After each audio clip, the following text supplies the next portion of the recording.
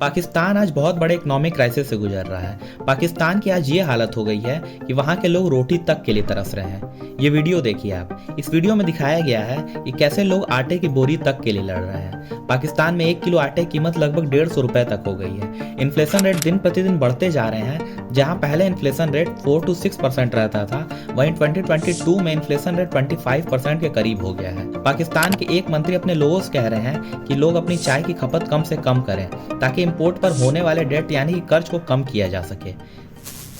मैं ये भी कौम से अपील करूंगा कि हम चाय की एक एक प्याली 2-2 प्यालियां कम कर दें, क्योंकि जो चाय हम इंपोर्ट करते हैं वो भी हम उधार लेकर इंपोर्ट करते हैं। यहाँ तक कि पाकिस्तान की सरकार ने यह भी कह दिया है कि रात के 8:30 बजे तक सारे मॉल बंद कर दिए जाएं और 10 बजे तक सारे रेस्टोरेंट। कराची, लाहौर, इस्लामाबाद जैसे शहरों में बिजली काटे जा रहे हैं ताकि बिजली का कम से कम खर्च हो और फॉरेक्स रिजर्व को कम होने से बचाया जा सके। फॉरेक्स रिजर्व किसी भी देश का वो रिजर्व होता है जिससे कि कोई भी देश किसी सामान को अपने देश में इंपोर्ट करता है। पाकिस्तान का फॉरेक्स रिजर्व लगभग $5 बिलियन तक हो गया है, जिससे कि पाकिस्तान किसी भी सामान को सिर्फ 2 से 3 हफ्तों तक ही इंपोर्ट करा पाएगा। बल्कि पाकिस्तान के $5 बिलियन के फॉरेक्स रिजर्व से ज्यादा बांग्लादेश का फॉरेक्स रिजर्व है, $30 बिलियन का, जबकि बांग्लादेश पाकिस्तान के सेपरेशन से ही बना है।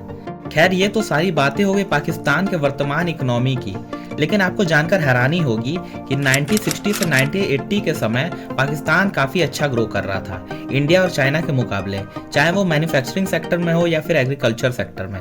लेकिन सोचने वाली बात यह है कि जब पाकिस्तान में सब कुछ ठीक ठाक चल रहा था तो अचानक इतनी बड़ी इकोनॉमिक क्राइसिस आई कैसे? कौन कौन से वो पॉइंट्स हैं जो पाकिस्तान के इकोनॉमिक क्राइसिस का कारण बने? तो आइए इस वीडियो के माध्यम से गहरी नजर डालते हैं पाकिस्तान के इकोनॉमिक क्राइसिस पर। कि पाकिस्तान दिवालिया होने वाला है। आखिरी उम्मीद IMF ने भी भीख देने से मना कर दिया। ऐसे में पाकिस्तान का क्या होगा, इस बात का जवाब तो खुद पाकिस्तान की सरकार के पास तक नहीं। पाकिस्तान पर आज 170 अरब रुपए के टैक्स का बम गिर पड़ा। अपने मुल्क को दिवालिया होने से बचाने के लिए शहबाज शरीफ ने बिजली, गैस, पेट्रोल, डीजल पर टैक्स बढ़ा दिया, इंपोर्ट पर टैक्स बढ़ा दिया। 8 दिन से मेरे बच्चे भूखे पड़े हैं, मैले से मांग के बच्चों को दे देते हैं। तो बाजार वाला आटा महंगा है, नहीं ले सकते और पैसे भी नहीं है।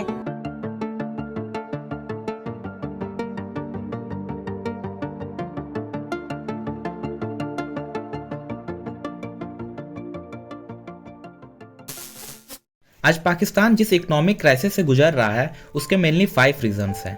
फर्स्ट है पॉलिटिकल इंस्टेबिलिटी, सेकंड है डिफेंस ग्रुप, थर्ड है लोड ऑफ लोन, फोर्थ है lack of education and unemployment और फिफ्थ है फ्लड। अब इन सारे रीजंस को हम डिटेल में समझते हैं। First, political instability. जब से पाकिस्तान भारत से अलग हुआ है यानी कि 1947 से, तब से लेकर अब तक पाकिस्तान में कुल 29 प्राइम मिनिस्टर बदल चुके हैं और उनमें से किसी ने भी अपने 5 ईयर्स का टेन्योर पूरा नहीं किया है। किसी न किसी कारण से प्राइम मिनिस्टर बदल जाते हैं, या तो वर्तमान में चल रही सरकार को दूसरी सरकार गिरा देती है या फिर प्राइम मिनिस्टर करप्शन में पकड़े जाते हैं, जिसके कारण उनको अपनी गद्दी छोड़नी पड़ती है। पाकिस्तान में जब भी कोई नई सरकार आती है तो वो पाकिस्तान को डेवलप करने की बात करती है, लेकिन उस सरकार को गिफ्ट में मिलता है पुरानी सरकार द्वारा लिया गया लोन। और इतने लोन होने के बावजूद भी नई सरकार लोगों को सब्सिडीज देना बंद नहीं करती है, भले उस सब्सिडीज का पैसा नए लोन से ही क्यों ना आए। अब इस सब्सिडीज को देने का रीजन ये रहता है सरकार का कि लोगों का किसी तरह से भरोसा जीता जाए। लेकिन इतनी मेहनत करने के बावजूद भी सरकार का किसी न किसी तरह से तख्ता पलट हो ही जाता है और अलग से देश पर और भी कर्जा बढ़ जाता है। अब ये सोचने वाली बात है कि जब किसी देश में इतनी ज्यादा पॉलिटिकल इंस्टेबिलिटी रहेगी तो क्या उस देश का विकास हो पाएगा? इसी पॉलिटिकल इंस्टेबिलिटी के कारण से ही पाकिस्तान दूसरे देशों से किया गया ट्रस्ट भी खोते जा रहा है। कोई भी देश या वर्ल्ड बैंक पाकिस्तान को लोन देने से पहले 10 बार सोच रहा है कि जब देश की सरकार अपने 5 ईयर्स का टेन्योर पूरा नहीं कर पा रही है तो क्या जो हम पाकिस्तान को लोन अमाउंट देंगे वो हमें वापस मिल पाएगा? अब हम आते हैं सेकंड रीजन पर, डिफेंस ग्रुप। अगर पाकिस्तान का इतिहास उठाकर देखा जाए तो पाकिस्तान में पॉलिटिशियन से ज्यादा मिलिट्री के पास पावर रहा है। पाकिस्तान की मिलिट्री किसी और देश की मिलिट्री की तरह नहीं है। वहाँ की मिलिट्री बड़े बड़े बिजनेस चलाती है, चाहे वो सीमेंट का हो, फर्टिलाइजर का हो या फिर रियल एस्टेट का। ये तो आप जानते ही हैं कि पाकिस्तान इंफ्रास्ट्रक्चर, एजुकेशन और हेल्थ पर पैसे ज्यादा खर्च नहीं करता है, बल्कि वो डिफेंस ग्रुप पर ज्यादा पैसे खर्च करता है। और शायद यही कारण है कि डिफेंस ग्रुप भी पाकिस्तान के इकोनॉमिक क्राइसिस का कारण बना है। अब हम आते हैं थर्ड रीजन पर, लोड ऑफ लोन। पाकिस्तान आज बुरी तरह से कर्ज के नीचे दबता जा रहा है। आपको जानकर हैरानी होगी कि पाकिस्तान की कुल जीडीपी 376 बिलियन यूएस डॉलर की है, लेकिन वहीं उस पर कर्ज 274 बिलियन यूएस डॉलर का हो गया है। यहाँ तक कि पाकिस्तान का फिस्कल डिफिसिट भी बढ़ता जा रहा है। फिस्कल डिफिसिट का मतलब होता है कि किसी भी देश के कुल आमदनी और खर्च के बीच का डिफरेंस। अब ऐसा इसलिए हो रहा है क्योंकि पाकिस्तान हर साल 30 बिलियन यूएस डॉलर कमाता है, लेकिन 90 बिलियन यूएस डॉलर से ज़्यादा खर्च कर देता है। अब इतना ज़्यादा मनी स्पेंड करने का कारण ये है कि पाकिस्तान एक ऐसी कंट्री है जो कि दूसरे कंट्रीज पर बहुत ज़्यादा डिपेंड है। ज़्यादातर सामानों का वो इम्पोर्ट दूसरे देशों से करते हैं और हर साल पाकिस्तान को अपने बजट का 1/3 पार्ट देना पड़ता है लोन के इंटरेस्ट के लिए। पाकिस्तान का ये हाल है कि अगर कोई देश या फिर IMF यानी कि इंटरनेशनल मॉनेटरी फंड पाकिस्तान की मदद नहीं करेगा तो पाकिस्तान दिवालिया हो जाएगा। खैर, पाकिस्तान दिन प्रतिदिन IMF और चाइना से लोन की मांग कर रहा है और IMF भी पाकिस्तान को लोन देने के लिए आगे आ रहा है, जिसने कि 1958 से लेकर 2019 तक कुल 22 बार पाकिस्तान को लोन दिए हैं। पाकिस्तान को लोन देने के लिए चाइना ने भी हाथ आगे बढ़ाए हैं, लेकिन चाइना का ट्रैप ऐसा है जिसके कारण कोई भी देश चाइना से लोन या किसी तरह की मदद नहीं लेता है। अब हम ऐसा इसलिए कह रहे हैं क्योंकि अगर कोई भी देश किसी और देश से लोन लेता है तो उसको 3 से 3.5% का इंटरेस्ट देना होता है और पे बैक टेन्योर 30 साल का होता है। लेकिन अगर कोई देश चाइना से लोन लेता है तो उसको 4.5 से 6% तक का इंटरेस्ट देना पड़ जाता है और वहीं पे बैक टेन्योर 10 से 15 साल का ही होता है। और साथ ही साथ अगर चाइना किसी देश में कोई प्रोजेक्ट एग्जीक्यूट करता है तो उस प्रोजेक्ट में काम करने वाले ज़्यादा लोग चाइना से ही भेजे जाते हैं। चाइना ऐसी कंट्री को लोन देता है जो कि कंट्री स्टेबल ना हो, उसके लोन को चुका ना पाए, ताकि वो बाद में चल के उस देश के रखे गए एसेट्स पर कब्जा कर सके। वैसे तो चाइना के लोन ट्रैप में पाकिस्तान पहले से ही फंसा हुआ है।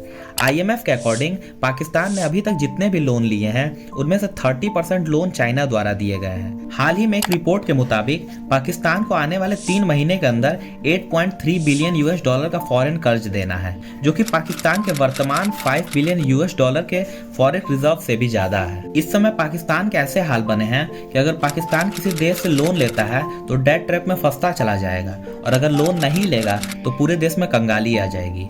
अब हम आते हैं 4th रीजन पर, lack of education and unemployment. Pakistan आज एजुकेशन सेक्टर में बहुत पीछे है। जैसा कि हमने पहले बात किया था कि पाकिस्तान डिफेंस ग्रुप पर ज़्यादा पैसे इन्वेस्ट करता है और एजुकेशन और हेल्थ पर कम। ये सोचने वाली बात है कि अगर कोई देश में लिटरेसी रेट इतना कम रहेगा तो कोई भी कंपनी क्यों उस देश में इन्वेस्ट करेगी, क्यों उस देश में अपना प्रोडक्ट को मैन्युफैक्चर करेगी। कंपनी को भी तो चाहिए स्किल्ड एम्प्लॉय जो उस कंपनी का ग्रोथ करा सके, कस्टमर तक अच्छी सर्विस प्रोवाइड करा सके। इसी कारण से पाकिस्तान में ज़्यादा कंपनीज नहीं है, जिसके कारण एम्प्लॉयमेंट नहीं है और जिस देश के लोग अनएम्प्लॉयड यानी कि बेरोजगार रहेंगे तो क्या उस देश का विकास हो पाएगा। अब हम आते हैं 5th और लास्ट रीजन पर, जिसने कि 2022 में पाकिस्तान के इकोनॉमी को बुरी तरह से गिरा कर रख दिया है, वो है फ्लड। पाकिस्तान आज इकोनॉमिक क्राइसिस के साथ साथ फूड शॉर्टेज से भी गुजर रहा है और इस फूड शॉर्टेज का कारण है पिछले साल पाकिस्तान में आया बाढ़, जिसने कि 82 लाख एकड़ की फसलों को बर्बाद कर दिया था। पाकिस्तान यूक्रेन से वीट इंपोर्ट करता था, लेकिन रसिया यूक्रेन वॉर के कारण वो भी बंद हो गया है। पाकिस्तान राइस का बहुत बड़ा एक्सपोर्टर है, ये लगभग 2 मिलियन टन राइस सालाना एक्सपोर्ट करता है और बासमती राइस एक्सपोर्ट करने का 25% शेयर होल्ड करता है। पाकिस्तान में इनकम का सेकंड सबसे बड़ा सोर्स है राइस का एक्सपोर्ट, जो कि लगभग वो भी रुक सा गया है जब से ये बाढ़ आया है।